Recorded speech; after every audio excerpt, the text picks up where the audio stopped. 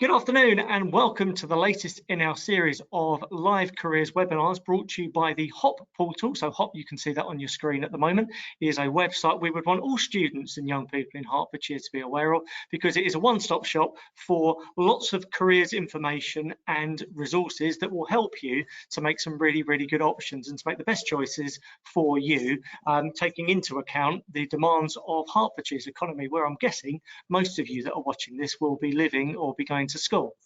Today's webinar is an opportunity for you to hear directly from people who are walking in the footsteps that you would like to walk in one day. So today's webinar is all about entrepreneurship and running your own business. So I've got a fantastic panel here for you today who are going to be able to share some of their experiences with you.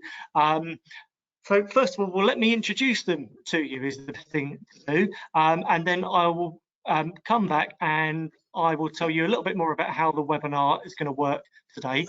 So firstly, if I could ask you in turn to introduce yourselves, so starting with Charlotte. Hi, thank you so much for having me. I'm really excited to be here. Obviously, my name is Charlotte. I am 26. I'm a mum who lives in Watford, and not only am I a mum, I am a business owner to a virtual assistants company. And for those that don't know what virtual assistants are, because it's still quite new, we support entrepreneurs, small businesses, start-up businesses with all of those horrible admin-y jobs that they don't like to do, as well as looking after their social media. We look after their marketing campaigns, we look after loads of little projects and stuff for them. There isn't anything that we don't do. So that is us in a nutshell. And yeah, thank you so much for having me. You're very welcome. Caroline, good afternoon. Hi, I'm Caroline, also from Watford, Charlotte. I never knew, born and bred Hertfordshire girl, although not there anymore, haven't been for some years. I won't share my age like you did, Charlotte, quite a bit older. I am on my third company. This one's been going about 10 years. And what we do in a nutshell is we teach people how to be kind.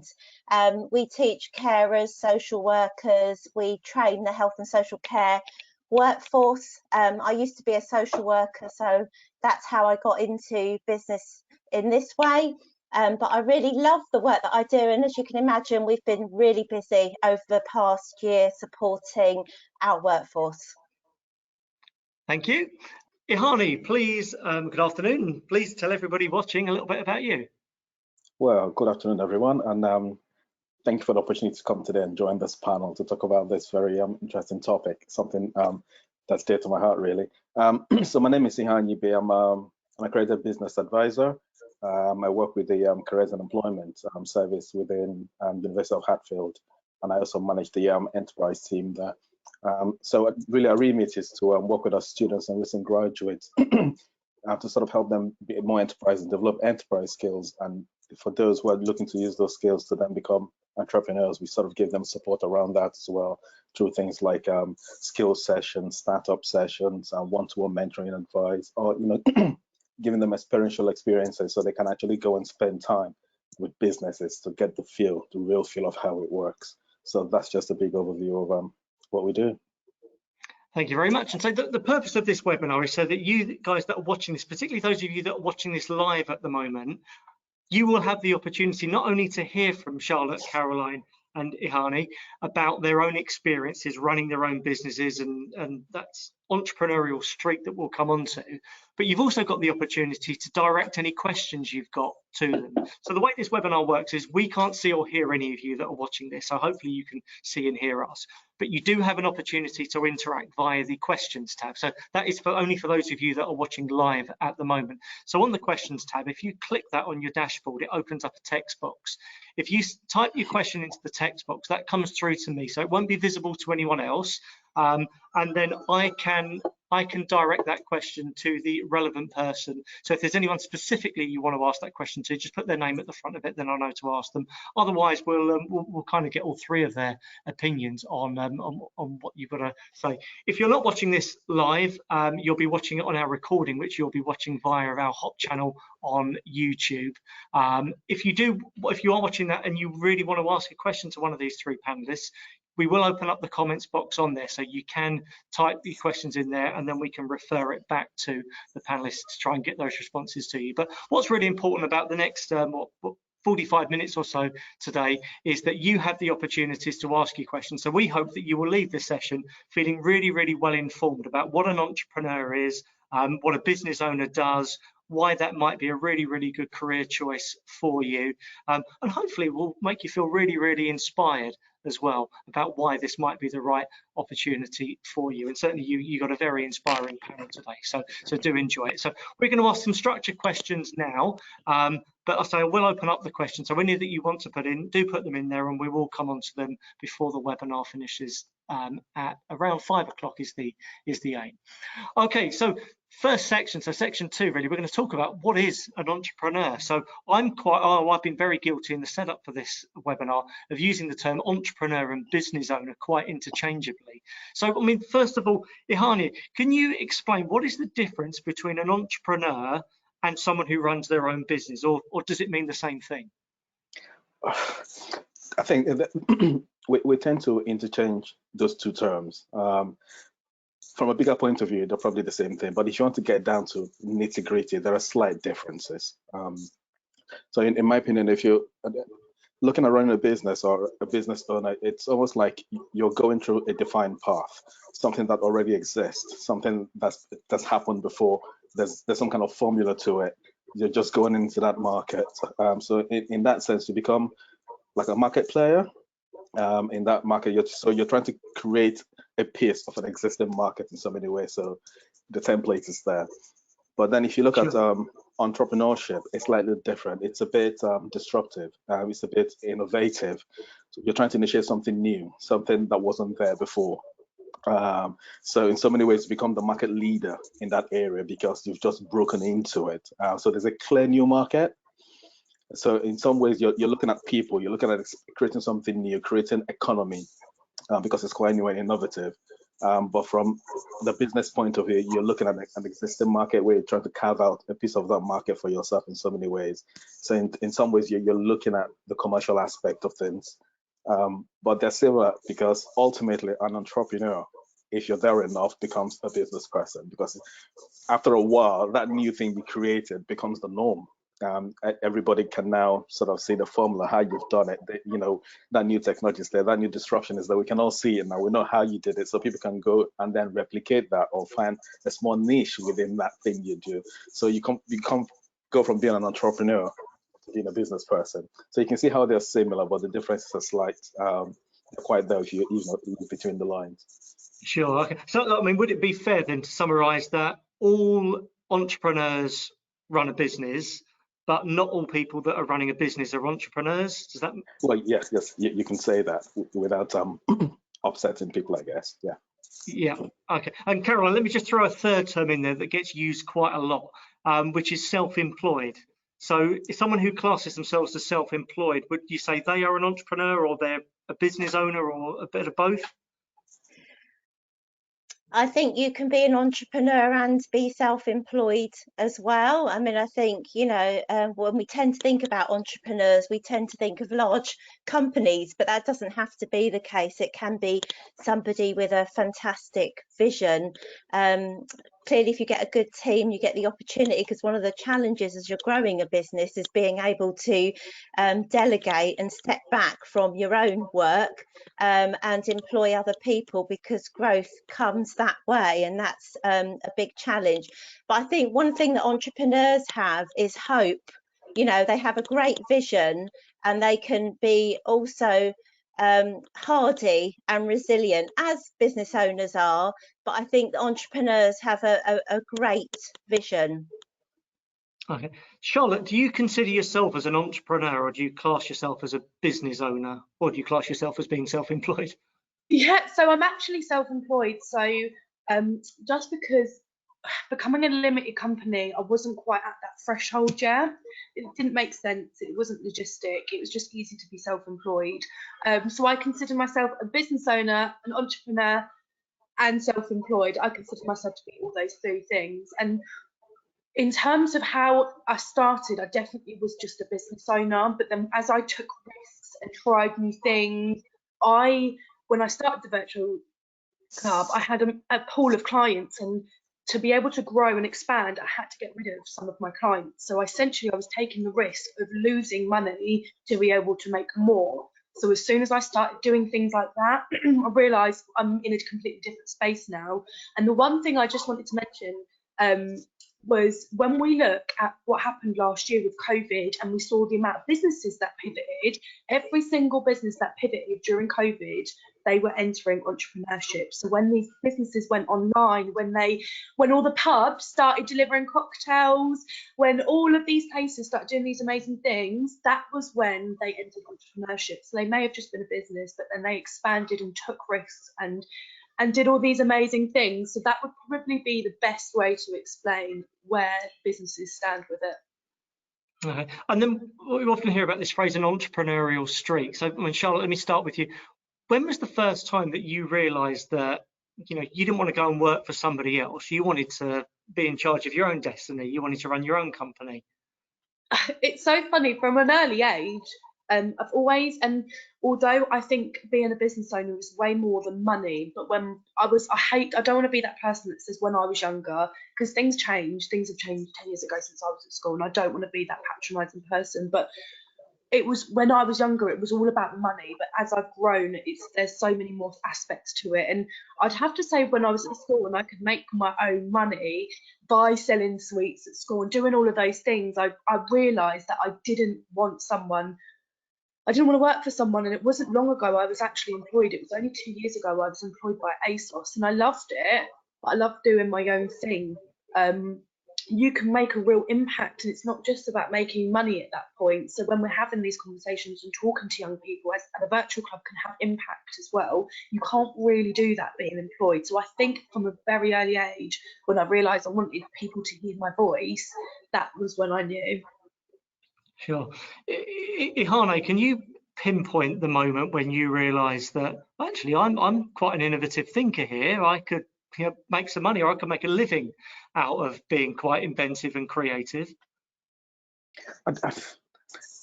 Again, there was no grand plan for this. You know, I didn't sit down one day and say this is what I'd like to do.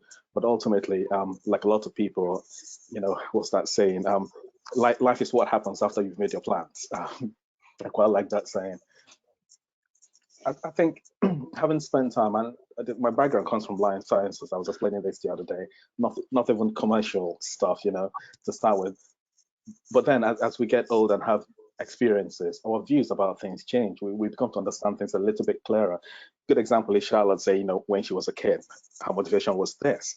But now with experience, everything else, you know, there's no reason why anybody should ever judge that. You know, your decisions are as good as the information you have. So that it's always going to change as well. But I think I found myself being in the workplace and sort of realized that, hold on, this commercial thing, this commercial aspect of stuff literally goes through everything, and like literally everything at that point in time. So I think I started from the skills point of view. I started from saying, well, actually, I spent my whole life in this sector. It's all I know. At what point am I going to start learning all this other side that actually affects what I do? You know, so you can be somewhere where you create widgets and that's all you do, developing widgets. But how does that widget get from that place you've developed it to somebody else? Then you see all this other thing, you see this bigger picture all of a sudden, and decide, hold on, there's a bigger world out there. You know, you can't keep having this tunnel vision to do that. So that's where the interest came. So I thought, actually, if I take a break from this aspect, and I've done a lot in that aspect, and start picking up on this side, you know, on a formal side, start having that experience. I think, like Charlotte, my first real business role was volunteering. I literally thought, actually, I can't get anywhere with this, but if I go and knock down somebody's door and say, listen, just have me for free, just take me 2 days a week. And at the time I just relocated as well. I've gone from London to Bristol, so I thought I need something to do just to improve that side, that skill side. And before you know it, I was in this organization. We were speaking to business clients, and a lot of them come from really difficult backgrounds. You know, like Charlie, you begin to see the impact that sort of thing has on somebody's life and the immediate economy as well, that Caroline was talking about. And that's where the interest came. I thought, actually, I quite like this. I really enjoy this. And it just suits my personality, because what I'm not good at is telling somebody, you must do this. But I quite like the idea of talking through stuff with somebody. Well, actually, how about this? Have you thought about this? How will this affect you? And then I found that I had a real interest and a no knack for it. And that's where everything started from. So I started putting myself in situations where I'll keep doing that kind of stuff, and just so I can enjoy what I do. Yeah, it's all mixed. No, okay. Caroline, you've been employed, so you've worked for a variety of different companies, and you've had, well, you said you've had 2 previous companies, and you're now onto your 3rd one. For you, what are the most enjoyable aspects of entrepreneurship and running your own business?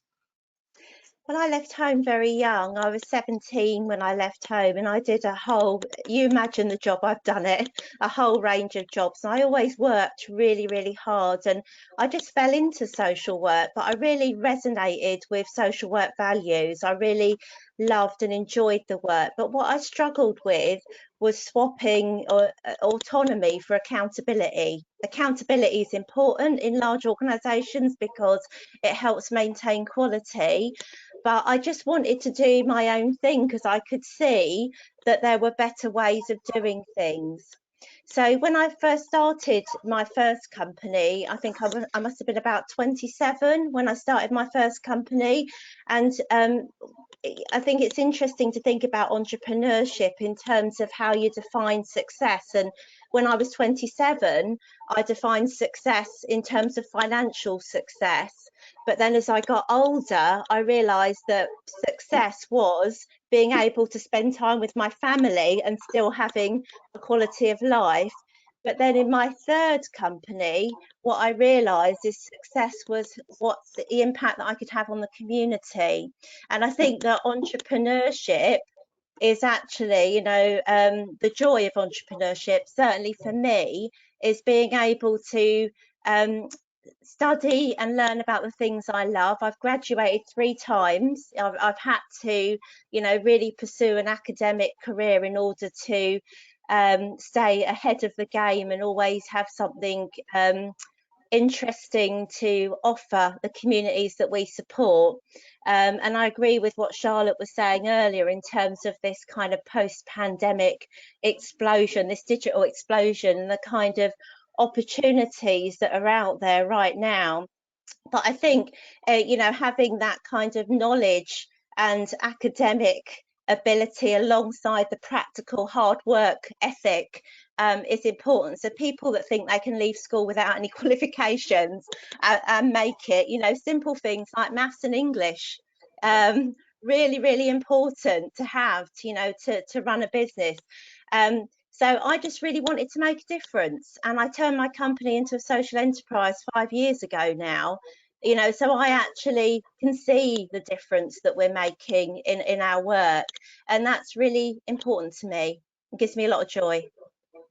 Yeah, but Hanya, let me just come back to you here, because I mean, it sounds all 3 of you, the businesses that you're running now, they are social enterprises, i.e. they are companies that are set up to try and help others. I mean, I imagine a lot of people that will be watching this, particularly younger people, the idea of entrepreneurship is about being very commercially driven, and I guess trying to make a lot of money. I mean, there's nothing wrong with that, is there? I mean, a lot of very successful entrepreneurs have done that. No, you're quite right there. There are different drives for why people do things, and there's nothing wrong with somebody saying, listen, I'm trying to do this because for commercial reasons, that's what I want to do. Nothing wrong with that. If they go along and do that, and that's their motivation, that's their drive, somewhere along the way, they're probably going to employ people. Somewhere along the way, they're probably going to create a service or a product that impacts in people's lives. We mustn't shy away from people saying, listen, that's my drive for the commercial stuff. There's nothing wrong with that. And within that, and you always find that, you know, sometimes we sit down with clients, and it's always my first question. There's a lot to talk about passion, having passion for what you do. That's great. That's fantastic if you can find it, and if you know what that thing is. But before you can find your passion, there's practicality to deal with, you know, straight away. So I guess in so many ways, the point I'm trying to make is whatever drive that is that pushes you to do it, go ahead and do it. There's nothing wrong with it, because along the line, and I like the way things are changing. If you speak to most young people today, they all know about social enterprise. They all know about CICs. They all know about how social justice and things like that. So that's good. That's a good thing. Those are the things nobody used to consider before, even though they were there, even though they were part of. Nobody ever talks about them, But with things happening, people are beginning to realize actually there are different ways to do this. There are different formats to take. There are different drivers for it. A lot of us end up in this situation not because we planned it. Sometimes it's not by choice. Sometimes things just happen and you're thrown in the deep end straight away. You just got to swim sometimes. So I don't have an issue with people saying that's my drive. My motivation is, yes, I'm trying to create some commercial gains out of this, because in the process of doing that, they'll be building something else that will impact other people. So personally, don't have a problem with it. Of course. Okay. Charlotte, I just want to make sure everyone perhaps understands what the life of an entrepreneur or someone in your situation is. So when you worked for ASOS, presumably you had your working patterns. You woke up in the morning and you knew that by a certain time you was expected to be sat behind a desk, and therefore you'd have to plan all your family arrangements around that. You'd be there till a set time, then you'd go home. And I guess it's important to say that for a lot of people that really suits them, because you get the security of having your salary paid into your bank account at the end of the week or the month. But I mean, how does that work when you're running your own business? What happens when you wake up in the morning? It's really difficult. So this, with employment, and I'm not shaming employment, everyone feels like there's more job security in employment, but there isn't any more security in employment than there is in having a business in certain aspects. The reason I started the virtual club whilst I was at ASOS still, so I worked 4 nights on, 4 nights off. I worked long shifts. I would start at 7 o'clock at night and finish at 8 o'clock in the morning, but I was off for 4 days. So what do you do with those 4 days off? I had my daughter, I went back to work very soon after having her, and it was on the grapevine that they were making redundancy, so I knew my job wasn't safe there. I knew that they were going to be making everybody redundant, and I'd already started the virtual club, because people were paying big bucks for the stuff that I do, and I thought, why don't I try that? And then I was made redundant, and it was quick. It was over with very, very quickly. In terms of the everyday day to day, yesterday I took the day off. I had a meeting with Gareth and I took the rest of the day off because I could. And it's, as long as you're organised, and my day to day is I now get to do the things that I've really wanted to do. When I worked at ASOS, I was living paycheck to paycheck, and don't get me wrong, being an entrepreneur, I've done that as well, because I had to invest. But I would have still been working paycheck to paycheck now if I was at ASOS, whereas now I'm not. I've put in that hard work, so every day is very, very different as an entrepreneur. My brain, I don't know about the other guys, my brain is constantly ticking. As soon as I start talking to other business owners, or I see products when I'm on Facebook or Instagram, my brain is constantly ticking. Wow, that looks like a good idea. Could I do that? Your mind can never turn off from being an entrepreneur, but I wouldn't want it any other way. So in terms of how it looks in terms from employment, I think we have this false sense of security when we're in employment, and people get really scared to take that leap. And it's understandable. You don't know what's going to happen. It's the not knowing. Everybody can be I'm worried about the not knowing sometimes. I'm a very organised person, like to plan ahead 5 years, but being an entrepreneur, you can't always do that. So it isn't as different as people think. It's just in a different format. Sure. Okay, thank you. Right, we're going to move the conversation on now, just to make sure we've got time for your questions, which I can see there's a couple been submitted already. So if you've come into the webinar late and you're watching this live, use the questions tab on there to open up the text box. You can type your question in there, and we will make every effort to ask every question that you submit. So I want to know about how you actually become an entrepreneur, because I mean, presumably, you don't go into a job search site, perhaps on Hop, and type in "I want to be an entrepreneur," and and something comes up.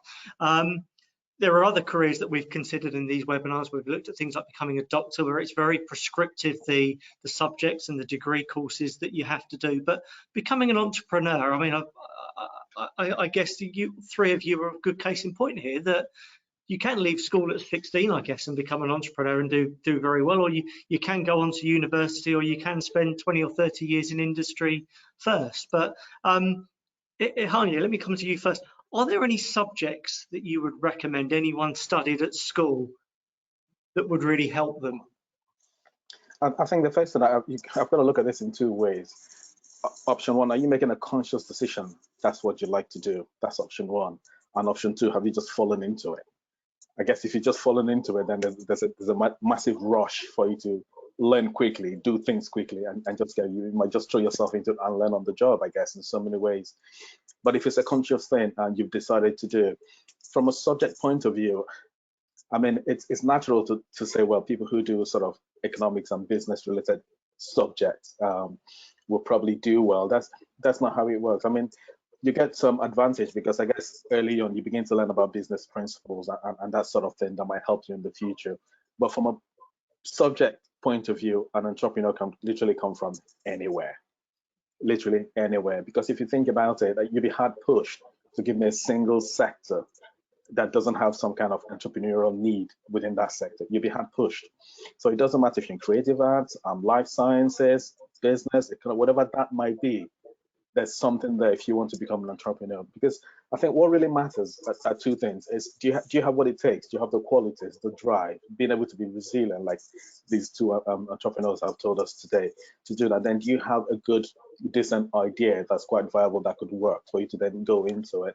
So I think the subject area is often irrelevant in terms of the subject itself, but the process of education or going through college or whatever that might be, you pick up all the skills we're talking about just from being there, just from doing your homework. So Charlotte was talking about how it's important to be organized, for instance. And yes, it is vital. When people ask me about skills for entrepreneurs, the first thing, you have to be super organized because you're everything to yourself for short periods of time. Now, if you've gone to study a subject area around, say, maybe creative art, for instance, there's part of that subject area that needs you to be organized, needs you to keep time, needs you to put your portfolio together, needs you to do all that stuff. These are the skills we're talking about. They're not foreign. They're not far-fetched. They're not foreign. They're all there. It's just about noticing them and then find what they are and being able to use them when they actually really matter. So I wouldn't be hell-bent on the subject area.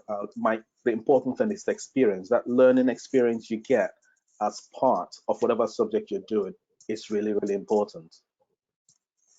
For sure. Okay, I think you covered that answer fantastically there. But I mean, Charlotte, let me just come to you, and this is, I'm slightly guilty of asking you a leading question here, but just talk us through what were the GCSE subjects that you studied and what was your next moves after those?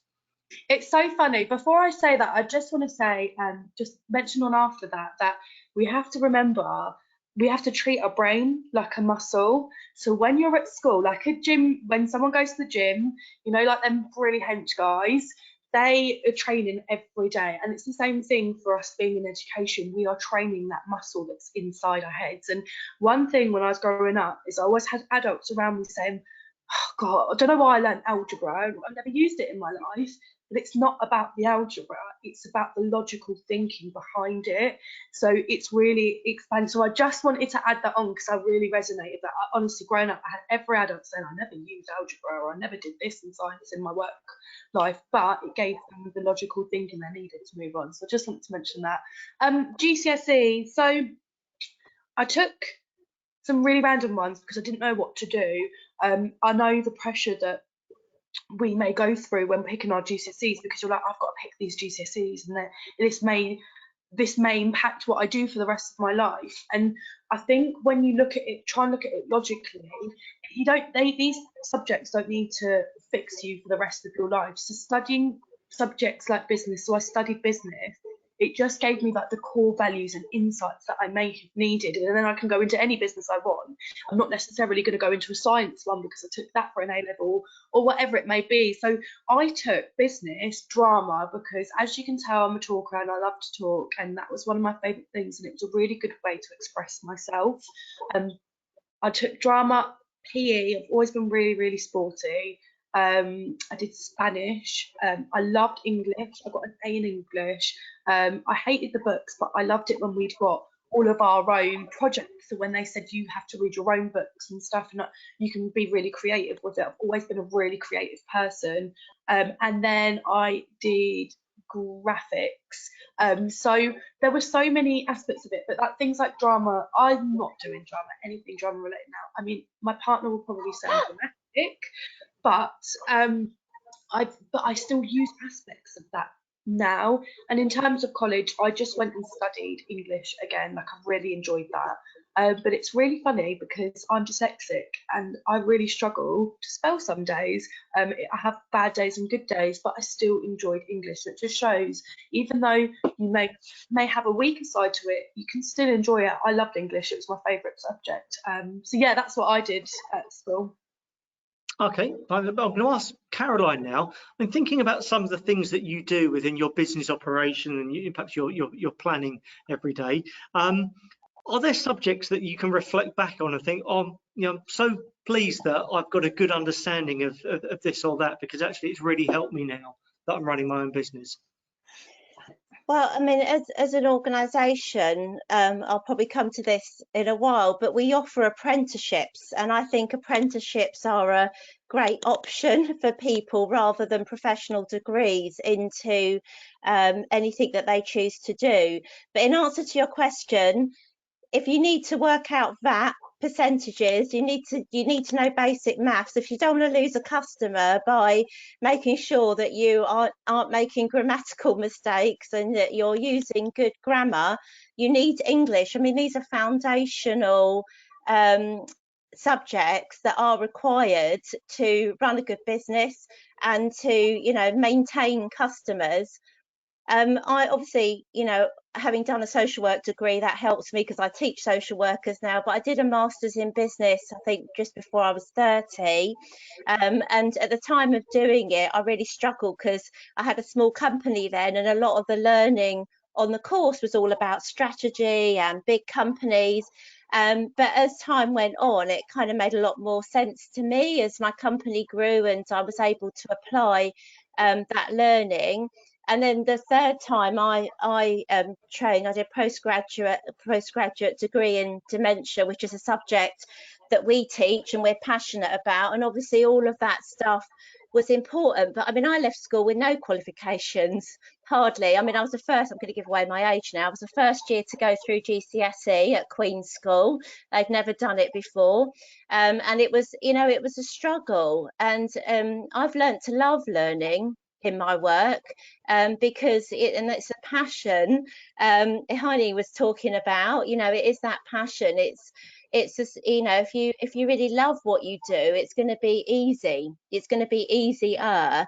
I mean, I don't agree necessarily that there's as much security in running your own business, having had two failed businesses and obviously learn from them. I think it takes a lot of guts to maintain a business, and I started my first business with £5,000 and a lot of hope and a lot of passion, but things do go wrong. And if you're supporting a family, you've got a roof over your head, it's important that you really understand the risks and that you're willing to take those risks. I've digressed a little there, Gareth, apologies. That's all right. And then, there's some more questions that have come in on the board, which are specifically for you, Karen, but and I'm going to come on to those as well. But you've just perhaps alluded to a couple of things that have come up there. You mentioned there that across a whole range of different subject areas that there's that need for entrepreneurs and for innovators to come into their industries. And I guess just to explain your role at the university, you're there to support any students at the University of Hertfordshire, whether they're studying anything from maths or life sciences to fashion or law, around helping them. What about someone who is really interested in how businesses operate and run and is thinking about running that one day, to studying a business or an economics related course? I mean, how would that help someone if they have an aspiration one day to run their own business? Sorry, could you say that again, Gareth? I didn't quite get that last one. So for someone who wanted to study business or economics, or thinking about some of the business and economics courses that are available at higher education, how might that aid somebody in learning the ropes about running their own business? Right. So a lot of universities are taking enterprise and entrepreneurship really, really seriously at the moment, and have been for a few years. So what we try to do is make sure that try and get enterprise within a lot of the curriculum around across the university, so that whatever subject you're studying, you get an opportunity to get a feel for that commercial aspect, for that enterprise aspects of something of the subject area, so that you just don't leave with a career. So we look at a lot of extracurricular things also to support that. So if somebody was doing one of those courses, like a business one, economics one, and thinking actually this is something I might use in the future, so within these courses, a lot of them get time off. So they can get time off to go to some work experience, for instance, with a small business, to get that natural experiential learning, that practical learning of doing things themselves.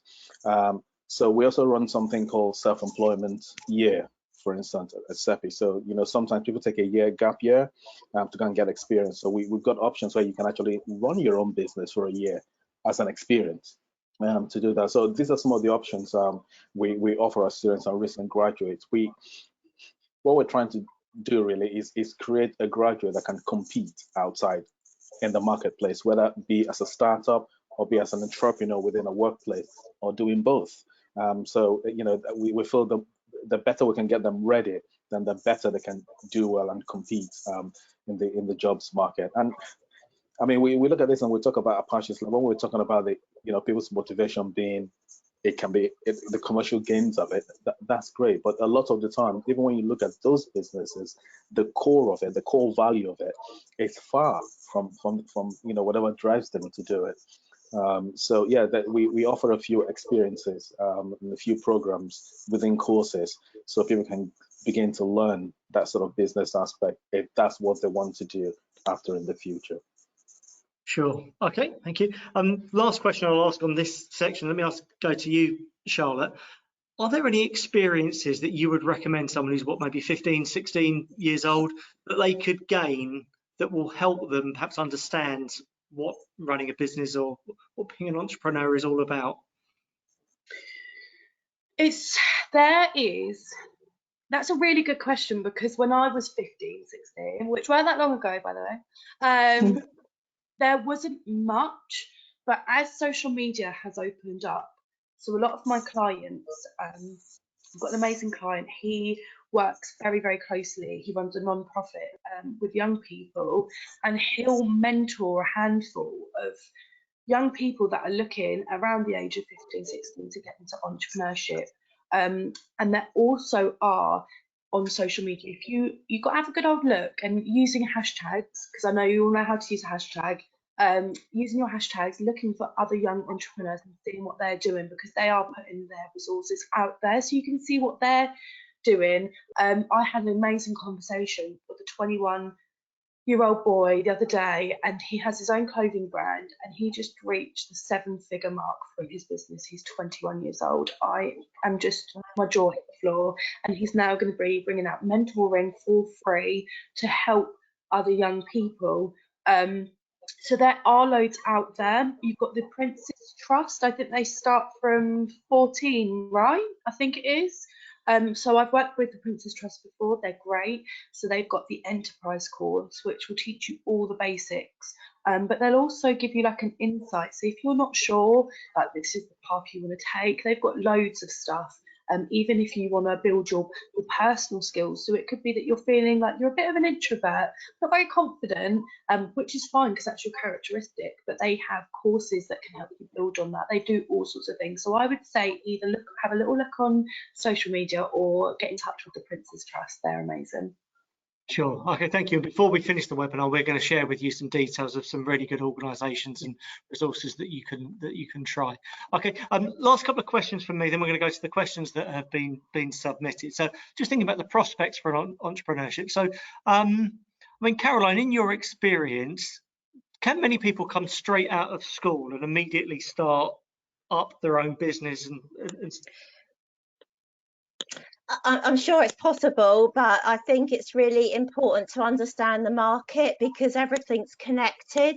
So if you get a job and you understand the systems and the processes and the networks, that really helps. I mean, I couldn't do what I do having not worked in social work, you know, and being part of the system and understanding the strengths, weaknesses, opportunities, threats, all of that stuff. So I'm not saying it's not possible, because there's lots of possibility, you know, and I work in the care sector, education care sector, but, you know, there's a lot of digital skills nowadays, isn't there, that people can come straight out of school potentially and do, but that's certainly not been my experience. You know, and I think as one thing that we missed from earlier on is actually, as an entrepreneur, and particularly if you work in a social enterprise, you do have to have an understanding of how we're connected and how we support each other, and have a responsibility really for that.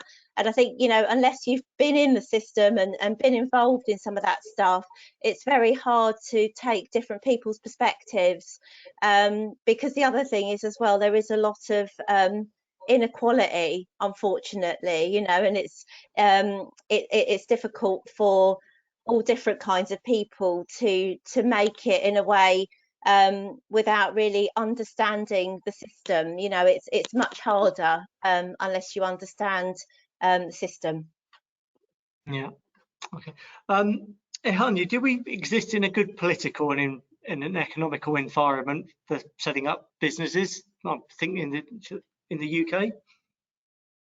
I think we are. I really think about it. It's it's probably weird somebody hearing me saying that following everything that's happened in the last few years. But if you look back in history, a lot of innovation and growth has happened after periods of real difficulty. That often happens because people get put in a situation where they have to be innovative around things. Now, because we didn't see the whole pandemic happening, it's like Charlotte talking about, everyone just pivoted, just trying to find the right way to move things forward. And I've got real stories of students that were supporting that, you know, were just ready to launch. It just launched before all that happened. And we've gone back and done some reviews with them because we just realized, you know, all that's happened, they really needed that help straight away. So we kind of kept in touch just to see how things were going. And a lot of them just surprised us, just the whole tenacity. And it's amazing what human beings will do when you put them in a difficult situation sometimes. And they really turn things around. People pivoted, found ways to still make sales and make things happen. If you look at all the innovation that came out during that break, for instance, everybody found a way to put things in the post all of a sudden. People moved things to online situations you would never hear about before. Pubs sending you, you know, cocktails in the post. People really just, you know, turn things around. There's a lot then, and I think there's a lot of support as well. If you want it, and if you're really genuinely looking for it, you'll find it. There are a lot of mentors out there. There are a lot of schemes out there. There are a lot of government support as well. Even through the LEP is just trying to support things like this, so people can go out and take time and do things, because a lot of thinking came out of this whole bad situation. If you look past, you know, after wars, I'm not saying this, I'm not saying we should be aiming for this pattern every time, but after great wars, there's been a real drive, an economic drive, and things have pushed up because people are coming from difficulty. They've been forced to learn new ways to do things, new ways to think about things, so they can move things forward. So I think the environment is it's not bad, it's not horrible compared to a lot of regions. There are opportunities here, there are resources, both financial but human resources. There are lots of people with skills and ability that are looking to mentor others, you know, share experiences to make things happen. And we saw a rise in sort of business coming together as well. So joining the capacity together, joining their knowledge together to try and move forward and develop new things as they go along. So I think generally, especially for young people, I really think the opportunity is great and greater for them. This whole technology is theirs. It's literally their baby. They can do what they want with it. The world is their oyster. And I'm hoping a lot of them are not at a position in life where responsibility is weighing them down. So this is the time. You've got the safety net, you've got age on your side, you've got a lot of people, experienced people looking to help. This is the best time to try things, even if they fail. Who cares? You've tried it, you've learned something from it. So the next time you jump on that boat, you know exactly what you're doing because you know where it went wrong the last time. And secondly, you don't have to repeat mistakes other generations have made because they're there. These experienced people with those mistakes are all around you. Find them. You know, I'm in this sector, this is what I want to do. What happens there? You know, what happened there 10 years ago? What's new now? What does the future look like? So I think the environment is there, the support is there, if they know where to look and if they really want to. Sure, that's great advocacy for entrepreneurship there. I'm going to come on to your questions now that you've submitted. So if you still have questions that you'd like to ask, we're going to try and get through them in the next 10 minutes or so. So do submit them via that questions tab, which a few of you have done already. And I'm going to go straight to Caroline with this question, because there's one specifically for you. Caroline, you said you are on your third company. Did you sell the other two, or do you still have the other companies? No, I don't. Both of them went into liquidation. So the first one went into liquidation after 4 years. It was a nursing agency.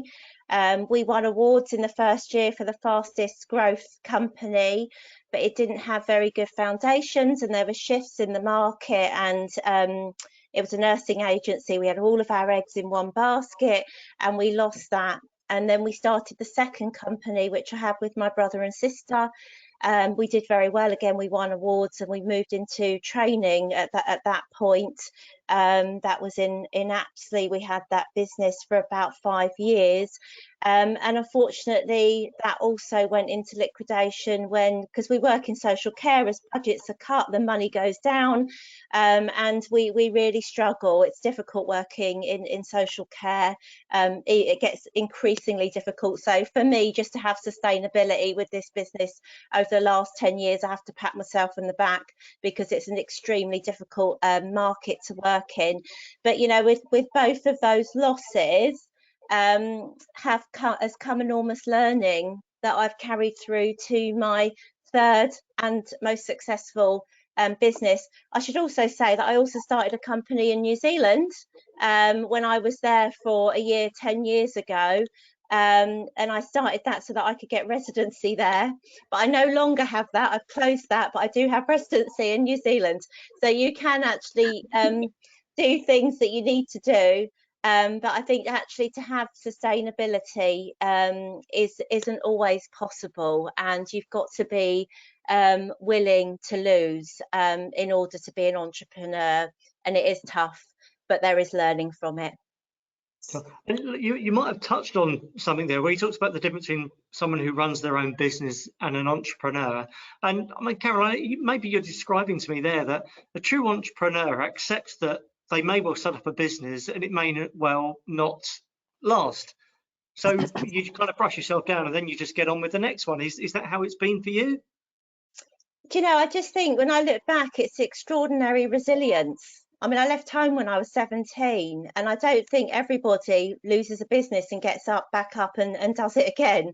And I think, it's been a struggle because I've got a family, and that's one thing we've not discussed at all throughout any of this, because obviously 15 and 16-year-olds are not thinking about families. But you do need to think about work-life balance. It is a really important consideration. So, I think it is, for me, it was about the passion, joy and belief and hope that, one day I'd be able to have a sustainable business, make a profit, make a difference. I got there in the end, but it was a really, really upward struggle for me. And Charlotte, I mean, to put that question to you, you've said you're much newer to this. You've got a young family yourself. I mean, is your vision that your company, the Virtual Club, will be operating as it is for the next 30 or 40 years, or are you envisaging that you'll have lots of different ventures across a range of different industries as you go forward? It's really funny. I don't tell many people about it. So when I had River nearly 3 years ago, I started selling secondhand baby clothing. It blew up. I got on Instagram 80,000 followers within a month. It was nuts, but River was very, very young, and I was suffering with postnatal depression, and I didn't give my body enough time to rest. And so, earlier I was mentioning about the entrepreneurship mind taking over. That was very much so what was happening. And I took on too much at once. And then I closed that, and the Virtual Club was born, and since COVID it blew up. And the plan is now, being an entrepreneur, it never goes to plan, but the plan would be is that I scale in 5 years and sell, and then come back to I called it box bundles to sell my second-hand children clothing because it's where my passion lies. I'm all about being sustainable and making an impact on fast fashion, but I can't do that with the virtual club, although I love it. And I love what I'm doing. The plan is to scale and then invest into the real passion of mine, which I still take part in. I can still buy loads of second-hand children's clothing for the little one, but I want to do it for business. I want to do it full time. So yeah, scale. And you'll see some of the best entrepreneurs, you won't even know what businesses they own because they scale in 3 years and sell it, and then it's gone, and then there's another one. So there's many different aspects to entrepreneurship. It's not just having a business for 50 years. It may be that you've just got one for 2 years, you sell it on to someone else once you've built it up. So the guy that owns Sports Direct, he now owns Debenhams and all of those other little big businesses. And what he does is he goes in and he makes them really big, and he'll probably sell them on for a much bigger price. So that is the path, but we'll see. I don't want to talk too big yet, but yeah, fingers crossed. Yeah, okay. Well, let me just come back to you as well, Charlotte. So the question that came in, what does your business specialise in? So could you just explain what the virtual club is and what it is? Yeah. So I get asked a lot what I do, and it's so difficult because we do so much. So, you know, in a business, there are so many aspects to run that business. So just because you're good at making ice cream, it doesn't mean that you're good at selling the ice cream. It doesn't mean that you're good at packaging that ice cream. It may not mean that you're good at the social media. So you're good at one thing, and not one business person can be great at everything. And that's why we build teams, because we need to get people that specialize in things. So I am that person that will go into, I know about digital marketing, I know how to do admin, and all of those kind of things. So when you've got your business, your small business, and you need things doing because you don't have the time to do it yourself, I would come in and do them for you. So that could be as simple as sending an email newsletter out, or it could be a full-blown, you need staff to hire. So I would go and do that. So I am a personal assistant, but I'm just virtual. So I've never met any of my clients before. It's a really bizarre thing. I've got 7 amazing clients I've been with for a long time. Never met them because of COVID. So essentially it's an assistant that will just do all the random little bits and bobs, but because it's so personable, it brings in quite a good income. So it was taking something and turning it into something that never existed before, and really pushing it out there. So I hope that makes sense, because we do so much. Sure, and of course people can go to your website, can't they, and they can find out more about what it is that you do. Another question, let me ask this one to Ihanye. What business sectors are easier to get into? So are there any particular sectors where it's more straightforward to set up a business? I don't know, it's a really hard question to ask. I think sometimes when things are in trend, it becomes a little bit easier because everybody wants to do it. But I find a lot of online-based businesses, which is where a lot of things are going at the moment, seems to be the way, because I think in some ways it reduces cost of having physical property, let's start with, and it gives you a wider reach. It gives an international reach, for instance, so you can have your clients, I don't know, so far away in Korea, depending on what you're doing. So a lot of the things they're doing are sort of online-based businesses, but there's a lot of lifestyle businesses as well, lifestyle ideas. So people are beginning to sort of exploit some of their talent. Sometimes people have skills that they'll just call them hobby. It's just something they do casually and don't actually realize there's potential in what you do. So for instance, a good example, we found somebody set up a business where they just do handwritten letters for clients, because it's a lost art, because everyone keeps saying, oh, I offer that service. Well, there you go. The writing is amazing, and that's a service for that personal touch, and corporates buy into it. So something that simple, something really that simple and uncomplicated, can mean something. You go out there, you get a few clients, that's it. You've got your client base, and you start spotting this admin thing. Before you know it, like Charlotte's planning on doing, you scale into other things or expand it, whatever that might be, or even sell it off. I used to work with a colleague, something similar, to raise specific creative stationery, for instance, and sold it last year for a lot of money. So sometimes we think entrepreneurship, business startup ideas, and with a big corporate we think 400-500, they're great, leave them alone. You don't have to get there overnight. They've taken a long time to get where they are, but it can be something you can actually manage, something with a decent capacity. You've got skill to do. I always think if you're providing a service-based industry, your stock is in your head. That's where your stock is. It doesn't need to be on a shelf. You're carrying it around with you all the time, and that's the value. That's your value. That's what you're selling.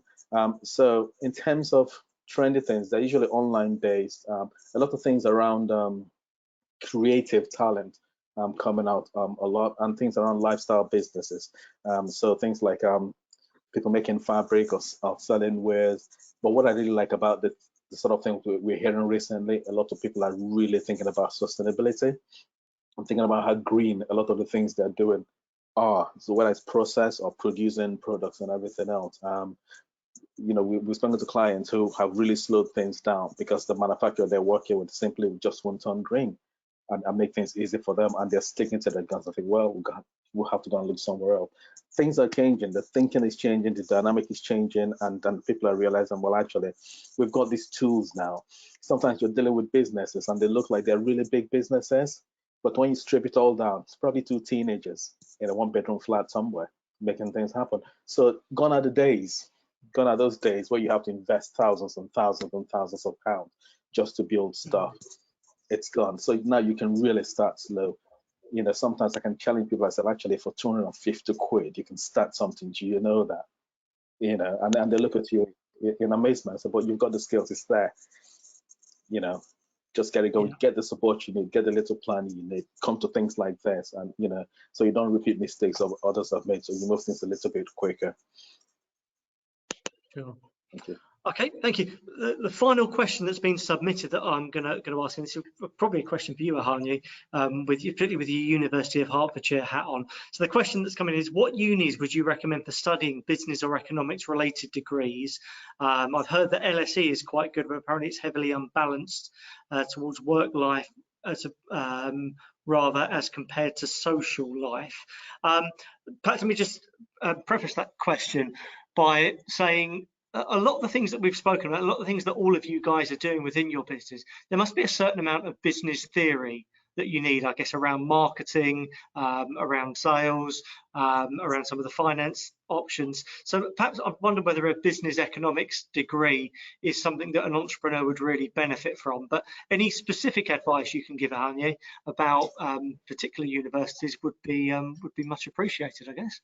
So, well, naturally, I'm going to say University of Hertfordshire is where you should go. Naturally, just to start things up. But without being biased, I think these are personal choices people have to make. But I guess if I was in their position trying to find a university to study something, I'd do what everybody does, a little bit of research, really look into it. So universities are literally accountable across the range. So we're accountable for the amount of graduates that get into jobs. We're accountable for the amount of businesses we set up within our students. So some of this we have to report because for accountability reasons, and they're public. This is public information.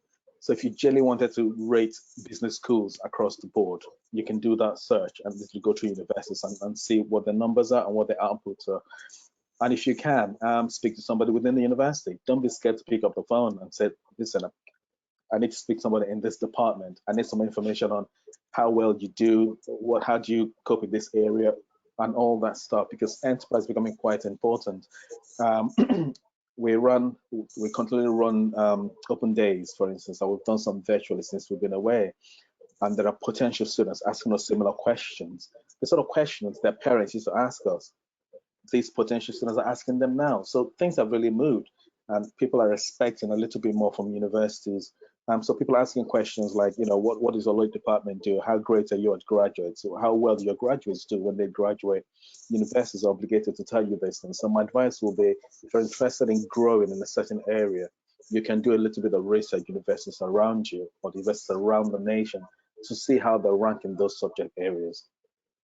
Sure. Okay, thank you. Two more questions are coming in. It's really important I ask these because I think these are questions about options that some of the people watching this are about to make. So I think they're fairly short answers to provide. I want to do business for GCSE, but I don't know how it will benefit me in the future, considering I'm doing Spanish, French, and creative iMedia for my GCSE. Caroline, let me just ask you that question. Business for GCSE, what do you recommend?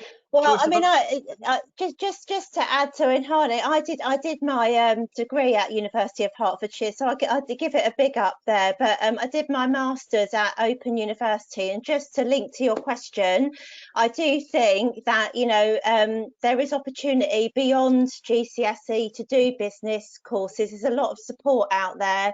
So if you wanted to, because it's quite hard to do a business course when you're not doing a business, because it does really need a practical application, and you might have more value doing a different subject. I think you need to be able to connect the two. So I would say probably better to do it after, but that's just my view. Sure. Okay. I mean, I think, Charlotte, you said about doing subjects that you enjoy doing, didn't you? And that was your driver for it. So yeah, definitely. I think with the business GCSE, we have to remember, and I would say go for it, because it's going to just teach you valuable lessons. But the only thing you have to be mindful of is that business changes very quickly. We've seen it over the years. There's so much social media over the last 10 years has completely changed how businesses run. Every single business is affected by social media and digital marketing in some way, shape or form. But I suspect it's all going to change again in 10 years' time. There are going to be new platforms that come out.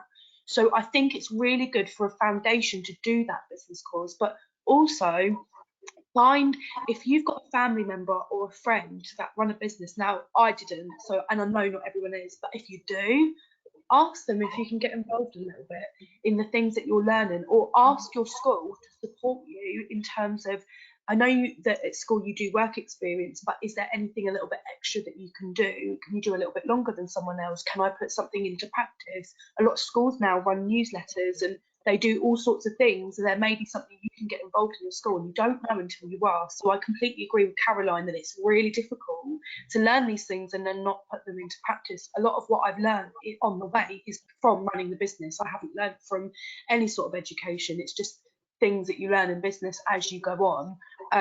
But for a foundation, 100%. And I think you need to do a business GCSE anyway to do the A-level business, I'm pretty sure. I might be wrong, I don't know about that, but it's a good foundation, so it wouldn't hurt. Sure. I mean, I guess some of the things we said, that no subjects are going to be bad for you in learning your business. So the person who asked that question said they're also doing Spanish and French, which will be fantastic for developing your business if you want to take it overseas as well. And I'm sure creative iMedia is something that all businesses need to be thinking about in the future. So probably no bad ones. And then the final question, and I think the answer to this one is quite a clear no. Do you have to study business to create a business? No, very much around the qualities you've got. But I guess what we'd say is that some of the theory and the things that you'd learn on a business course may help to cement some foundation level knowledge and understanding that your business will need at some point. Okay, well, look, we've answered all the questions that have come in, so thank you so much for submitting those questions. Just to conclude then, this is some details of some useful resources or some websites that people may want to go and have a look at just to extend their knowledge a little bit further.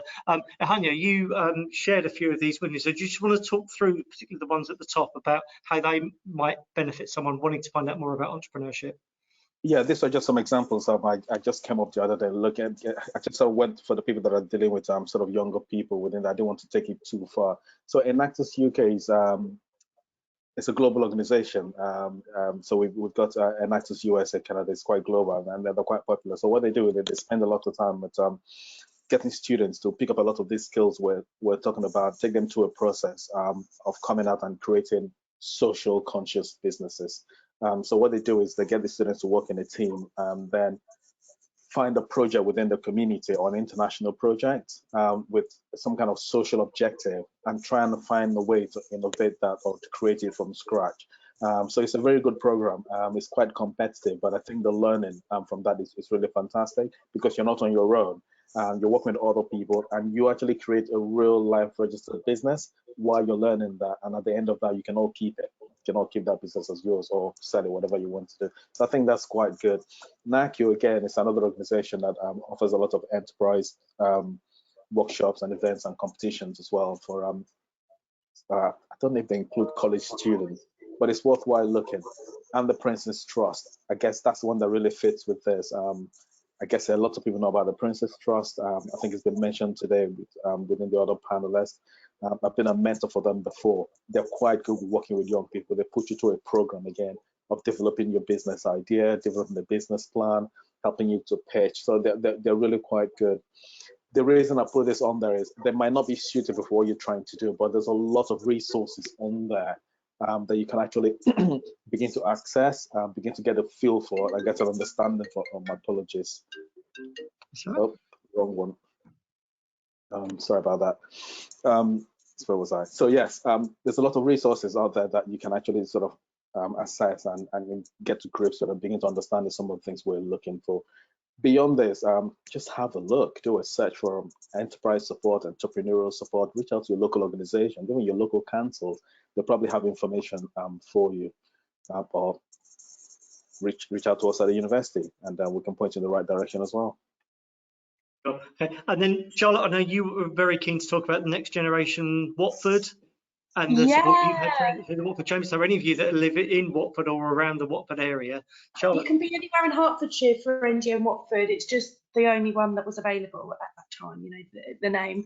I just wanted to quickly add with Prince's Trust as well, is if you're really serious and that you've got to the point where you've got your business plan with them, there is funding available as well.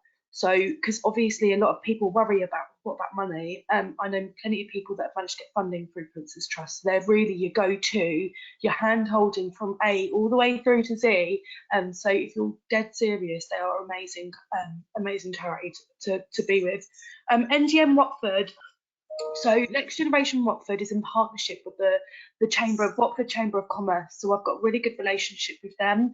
I went in there and I told them that we need to be doing more for our young people.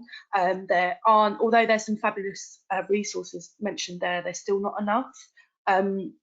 So we've come together and we want to build a network, because sometimes in business, and everyone will agree with me, that it's not what you know, it may be who you know. I've built some of my best clients through the people that I know rather than what I know. It's worked out beautiful. So we want to create a network for young people, and it's not necessarily for business, it could be for employment as well. But really giving people the skills, and we're going to be holding a quarterly event. Every 4 months we're going to be holding an event.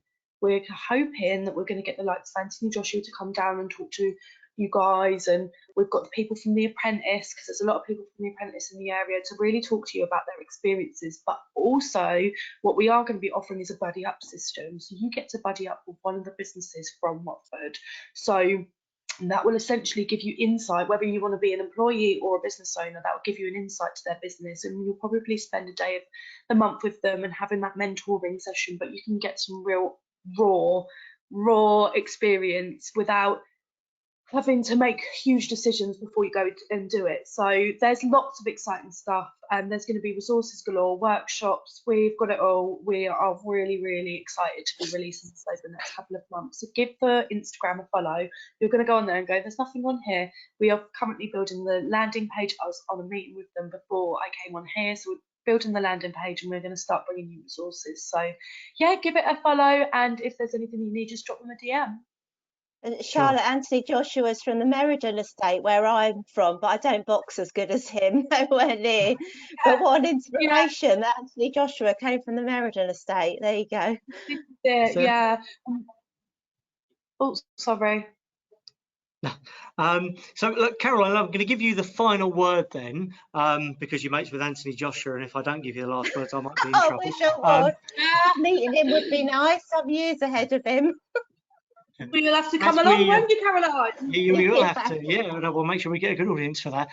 Just as we conclude, I'm just sharing with you on the screen here. This is our HOP website, which you registered through to come to this event. So the HOP website is for students in Hertfordshire. It has a whole range of information about a variety of different career options for you. So I'm just going to leave that screen up. The QR code there will take you straight through to our page of virtual encounters. So if you want to come back and watch any of the other videos that we've recorded over the last year or so, where we talked to panelists from different careers or different industries around Hertfordshire. Have a look at that. You may well find something that will be of interest to you on there as well. But Carol, just in conclusion, what would you say, just to inspire anyone watching this at the moment, why entrepreneurship is a really great way of living their life? Because if you find a job you love, you'll never work a day again. You know, it's all about, you know, spending your life in a worthwhile way with integrity and making a difference. Okay, thank you. Very, very succinctly and concisely put there. I'm going to call it a day there. So thank you first of all to all those of you that have been watching this live, who have submitted your questions. Thank you to all of you that are watching it, whether it's live or whether you're watching this back on YouTube. We really hope that you found this informative and it's going to help you make the next correct decisions that will be relevant for you. And we hope it's been really, really inspiring as well. Hertfordshire needs that next generation of entrepreneurs and business owners coming through. And we hope that some of you watching that today will be. So can I just conclude by thanking my panelists, who I'm sure you'll agree have been incredibly informative, incredibly inspirational today. So to Charlotte, to Caroline and Hanye, thank you so much for giving up your time. Really, really appreciate your knowledge and experience that you've shared with us, and we look forward to working with you in the future. Thank you so much for having me.